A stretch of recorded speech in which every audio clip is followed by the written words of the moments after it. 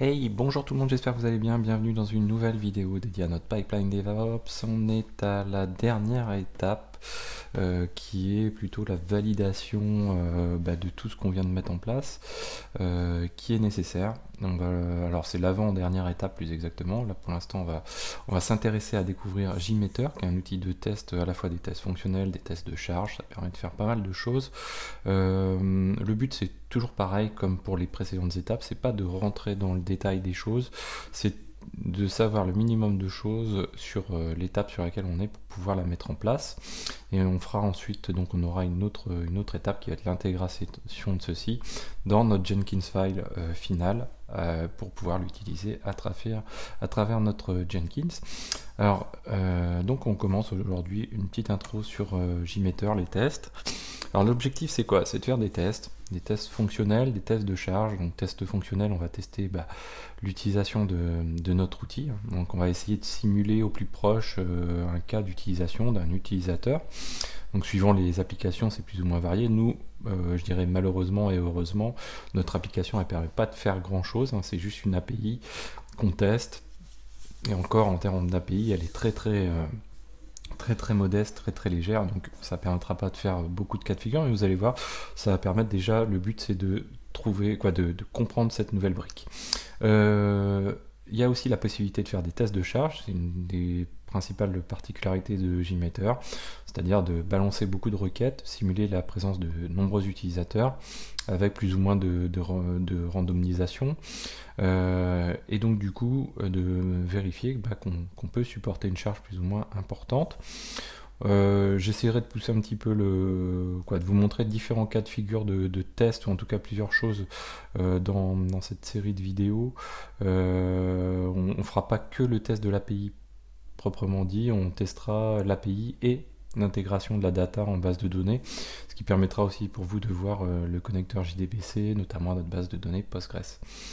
Alors en amont, si on parle de test, qu'est-ce qu'il faut, il faut savoir? Il faut bien connaître les utilisateurs, les usages qui sont faits de l'outil qu'on va tester.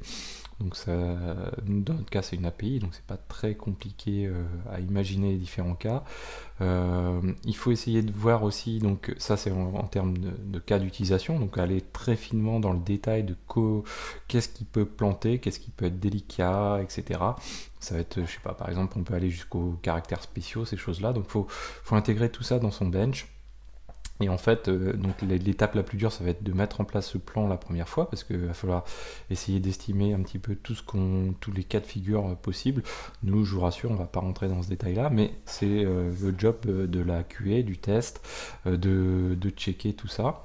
Ensuite, c'est pareil en termes de charge. Donc là, on a vu plutôt la partie fonctionnelle, c'est-à-dire vérifier que tout fonctionne bien. Donc je vous disais, balancer donc avoir des requêtes get, des requêtes post, des delete, etc. Suivant le type de données insérées. On va voir également donc la charge cible, c'est-à-dire essayer d'imaginer à l'avance, donc soit à partir de données déjà existantes, soit en anticipant les données, en appliquant des facteurs multiplicateurs dessus, quelle va être la charge sur le microservice en question. Donc le test de charge, nous on va faire deux choses. Donc le test de charge avec de la lecture-écriture et en balançant, donc le but étant plutôt de trouver la limite de notre applicatif. Alors malheureusement notre applicatif consomme peu de ressources et fait peu de choses, donc du coup trouver la limite en termes de charge c'est pas forcément ce qui va être intéressant, mais on va pouvoir mettre en place un petit quelque chose avec. Et les tests fonctionnels, ça on va le voir aussi, donc en lecture, en écriture, vérifier que tout se passe bien. Donc on va faire des choses peu poussées. Donc voilà, l'idée ça serait vraiment de rentrer dans le détail comme je le disais. Donc les checks, on peut les faire de différentes manières. Donc d'une part, il y a différents niveaux, on va dire, d'analyse du check. Donc on va voir nous qu'il y a le code HTTP qui est assez important. Le retour donc de la data, voir si la data a bien été enregistrée, et puis éventuellement regarder en base de données qu'est-ce qui s'est passé. Donc un test, il faut le personnaliser au maximum, donc c'est pour ça que ce que je vous montre là, c'est a plus pour but de vous montrer comment fonctionne un peu JMeter, plutôt que de pouvoir réutiliser ça dans différents cas de figure. C'est un petit peu la difficulté de vous présenter ce genre de choses. Ce qui est important aussi, et ça nous on l'a pas encore mis en place, mais quand on fait des tests, à côté il faut avoir du monitoring, il faut de la métrique pour savoir, voilà, quand on a balancé notre test avec tel rythme d'évolution de test, de charge, etc., comment s'est comporté le système en dessous aussi, donc en CPU, en mémoire, en disque, etc. Donc ça il faudrait le faire, là on va pas le faire, mais c'est quelque chose qui est nécessaire. Alors, JMeter, proprement dit, c'est pas un service. Donc en fait, ça va être un binaire qu'on va télécharger, qu'on va placer quelque part et qu'on va pouvoir utiliser quand on le souhaite. À noter qu'il y a une particularité sur JMeter, c'est que c'est un outil qui dispose d'une interface graphique, mais l'interface graphique, elle n'a pas vocation à faire les tests finaux. L'interface graphique, elle a plus vocation à élaborer le plan de test, qui va permettre de l'exporter en format JMX, donc qui est le format spécifique. Et derrière, ensuite, on utilisera la ligne de commande avec ce binaire qui sera lancé en tant que de besoin avec ce plan élaboré au format JMX. Donc l'interface graphique, elle sert à élaborer le plan et la ligne de commande sert à le lancer. On peut lancer des tests à partir de l'interface graphique, mais c'est pas son objectif principal. En tout cas, c'est pas la bonne méthode que de fonctionner comme ça. Il est plus là pour aider à mettre en place le plan, et voilà. Derrière, ce qui est intéressant aussi, JMeter, donc c'est que il fait partie de la fondation Apache, donc du coup, il dispose d'un plugin Jenkins qui permet d'intégrer plus facilement les résultats à nos jobs Jenkins. Et du coup, pour chaque job exécuté, on aura nos résultats d'intégrer dedans, ce qui est plutôt assez sympathique. Il y a beaucoup de fonctionnalités, on va pas les voir toutes. Je vous invite à aller déjà, si vous souhaitez, aller découvrir la playlist JMeter. Il y a des spécificités au niveau base de données, on va pouvoir faire des tests base de données, des tests au niveau Java spécifiquement, du HTTP, donc ce qu'on va utiliser, du mail, du FTP, donc tout ça est utilisable. Alors JMeter, quelques éléments, quelques définitions importantes à avoir en tête. On va voir une première définition qui s'appelle le thread group. Le thread group, c'est la définition des utilisateurs, c'est-à-dire le nombre d'utilisateurs, est-ce qu'ils vont réaliser une requête, plusieurs requêtes en boucle de manière infinie, etc. Si on est sur un test de charge ou pas. On va voir ce qu'on appelle les samplers. Les samplers, c'est quoi? C'est les requêtes, qu'elles soient HTTP ou autre, c'est comment je vais requêter mon outil, donc quelle est l'action qui va générer, le test. En fin de compte, c'est l'action d'origine qui génère le test. Le listener, les listeners même, parce qu'il y en a plusieurs, là c'est en fait, donc on a réalisé la requête et derrière on a un résultat de requête qui est obtenu et qu'on reçoit en retour, un code retour, un code complet, en retour, avec de la donnée. En gros, c'est comment on affiche, sous quelle forme on affiche ce résultat de retour. Est-ce que c'est des graphiques, des tableaux? Donc ça, c'est l'objet listener qui sert à faire ça. Ensuite, il y a le logic controller. Lui, il permet de, par exemple, quand on va avoir plusieurs samplers, donc on va avoir des requêtes, un get, un post, etc. On peut coordonner les actions entre les différents samplers, dire si celui-ci a réussi ou si celui-ci n'a pas réussi, on fait ceci, etc. ainsi de suite.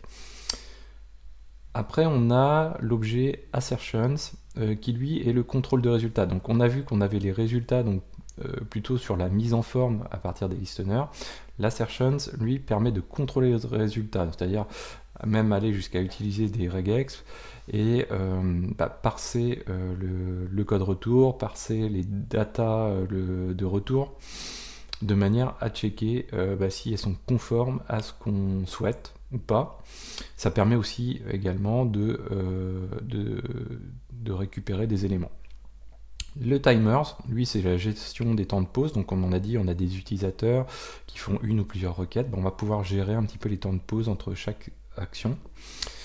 Les config éléments, donc là, c'est assez varié les cas de figure de ce qu'on a à disposition, mais c'est en gros des additifs de configuration spécifique par rapport aux samplers.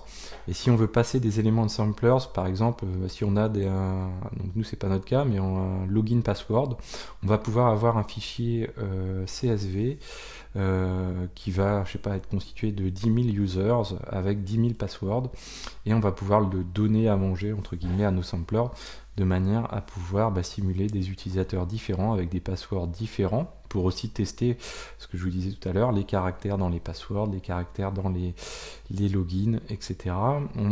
Ça va nous permettre aussi d'ingérer des cookies, des headers, d'ingérer des données à nos samplers. Donc ça c'est plutôt cool. Ensuite, on a l'objet post-processor qui lui sert à agir sur la réponse du samplers. Donc on a la réponse retour, et dessus on va pouvoir créer une regex et par exemple créer une variable qui sera réutilisable dans d'autres samplers. Par exemple, on a le retour d'une page. Dans cette page, on va se dire tiens, la page c'est la home d'un site, par exemple. Sur la home d'un site, on va avoir des liens qu'on va vouloir continuer de parser. Donc par exemple, je sais pas, si on prend un blog, on va avoir, ou un site, on va avoir des pages qui vont être fils ou filles de la home, et ce qu'on veut, c'est récupérer la liste de ces pages, les tester et voir si elles répondent toutes, voir les lister, les ressortir en format CSV de manière à avoir une checklist par exemple. Le préprocesseur, c'est la même chose mais avant le samplers.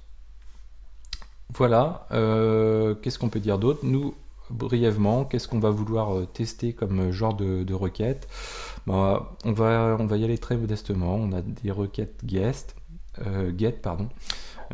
et des requêtes post. La requête post, on va chercher à envoyer de la donnée dedans. On va voir ça ensemble un petit peu plus tard. Voilà, donc j'espère que cette vidéo vous a plu. N'hésitez pas à en parler, à partager autour de vous. N'oubliez pas le Tipeee. N'oubliez pas de vous abonner si ce n'est pas déjà fait, commenter. Et je vous dis à très bientôt sur Xavki.